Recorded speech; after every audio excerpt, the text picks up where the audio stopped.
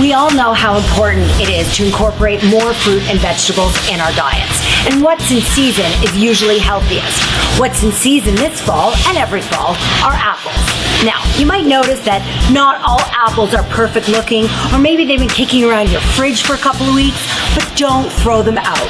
There's a lot you can do with a lowly apple that looks like it's ready for your garbage can. One really great thing that I love to do is to make apple crisp or apple crumble. It's like an apple pie without the added fat and calories of the crust. You're simply going to chop up your apples, leave the skin on, that's the best part. Put them in a baking dish with a little brown sugar and oats, or there's a number of different alternative ingredients you can use.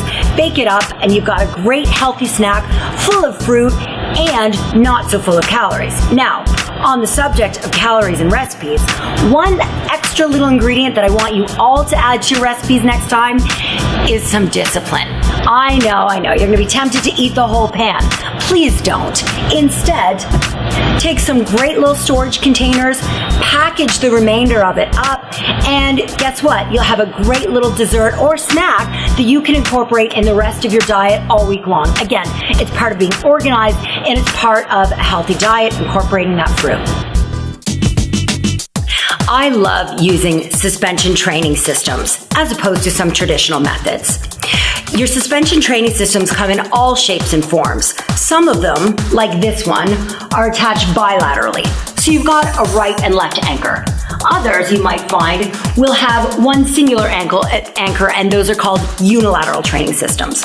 Whichever system you prefer, no matter what system it is, you're going to find that you're very much utilizing your core for all of the activities. Speaking of core, let me show you a new way to train your core using a suspension training system.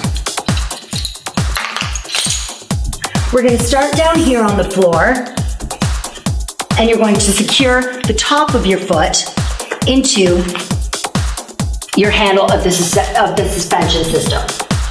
With your arms shoulder width apart, I want you to start with one toe on the ground and your other foot is suspended. That's why it's called the suspension system.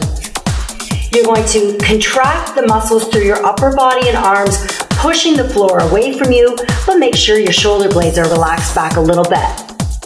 You're going to strengthen through the leg that's suspended and lift your opposite leg with your foot flexed in the air. So right now, you should be feeling a lot of strength coming from your opposite leg that I'm bending here for you, but you don't want to do that. Keep it straight.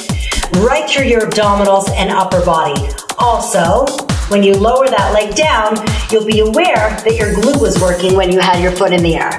So picking your leg up, squeeze your glute, abs tight, then all the way down.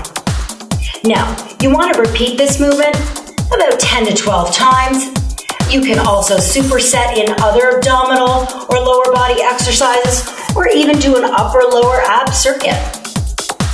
Once you get really good at this move, there's some rotational movements you can add to this component of your workout. Now, don't try this at home, but this is one of my favorites, called the Cobra, and it's just about as deadly. If you want to learn how you can advance to this level, though, you're going to have to contact me. www.fitorganics.com. As a fitness professional in the food industry, I'm asked a lot of questions about what I eat. And I'm asked a lot more questions about what it is I don't eat. Now, for the most part, I eat a very healthy diet, but there are those times when I'm out or when I'm celebrating where I do like to indulge a little bit. And I think the resounding message that I could give to you is don't feel bad about what you're eating. Now, you want to make it the exception rather than the rule, but here's something to think about. You live in a house that you probably like to be quite tidy. I love a clean house. However, let me tell you, my house is not clean 24/7. As long as you keep going back to your house and tidying it up as you go along, or making little adjustments in your house to make it a tidier place, that's going to be the healthiest thing for your body and your mind. So don't feel bad about what you're eating. If you get a little bit off the beaten path with your nutrition plan, don't worry about it. Clean it up and get back on course.